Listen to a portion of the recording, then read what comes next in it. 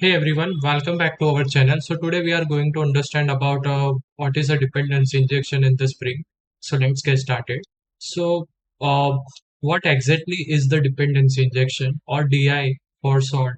Dependency injection is the design pattern that deals with how a object get that dependency. Instead of a object creating its own dependency, they are provided to it by an external source called an injector or container.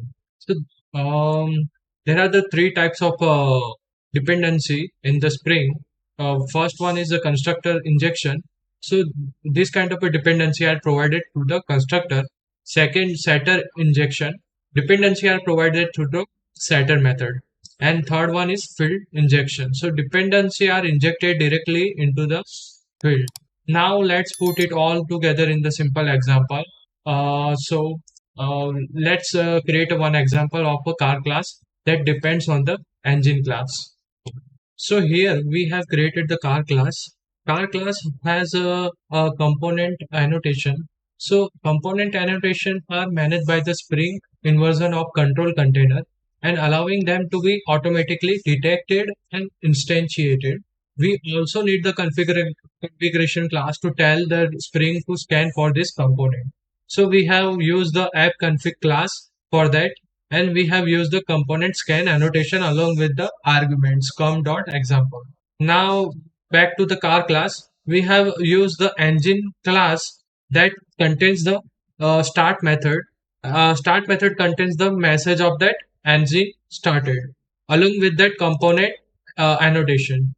Car class, we have used the constructor injection along with that auto wired annotation. So here, auto-wired annotation in the Spring framework is used to automatically inject dependency into the Spring Bean. You can use the auto-wired annotation on the properties, on the setter methods, or constructor of a bean class to indicate that the Spring should resolve and inject a bean with that type of into that annotate member. Finally, we create the main application class to run our context. So here we have app config class injected with the use of application context, and we have created the car instance using of that bin of that car class, and finally we can access the car dot drive method. So now we can run the application using of a constructor injection. So here you can see the engine started along with the car is driving. Message should be printed.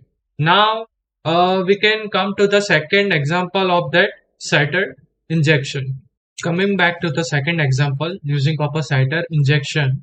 So setter injection is the type of a dependency injection where the dependencies are injected into the object through the setter method. This allows for more flexible and modular way to manage the dependency. So here we have used the set engine method. Along with that, we have passed the parameter engine class of that engine object, and here we have instantiated the dependency using of that private engine uh, class of that variable. So now we can run the application and check that whether it is perfectly working or not. Now it's perfectly working with the example of the print message. Now coming back to the third example. So, in the third example, field injection is the type of a dependency injection where the dependencies are the injected directly into the field of that class. This is done using the annotation, typically using of that auto wire annotation in the Spring. So now we can run the application and check that it is working or not. It's perfectly working. Now we can understand about benefits of the dependency injection, or we can say that why should you care about the dependency injection. So first one is the decoupling. So decoupling tells separate configuration and dependency specification from the application behavior and leading to more modular code. So for example, in a web application, instead of a hard coding a database connection inside the class, you inject the database connection as a dependency. Second one is easier testing. So object can be tested in the isolation by mocking their dependency. So for example, consider a class that sends the email. Instead of sending the real emails during the testing, you inject a mock email sender that simulates the sending emails. Third one is the maintainability. So changes in the dependency requires the changes in the configuration rather than the business logic. So imagine a service that fetches the weather data. By injecting the weather API client as a dependency, you can easily switch to different weather API provider without rewriting the service logic. Fourth one is a flexibility, so allowing the swapping of implementation without modifying the code that use the interfaces. For example, consider the logging service that writes the log to a file.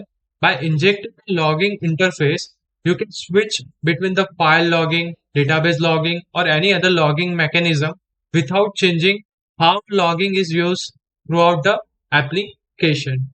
So that's you have it. Dependency injection in the Spring made simple. By using the dependency injection, you make your code more modular, maintainable, and testable.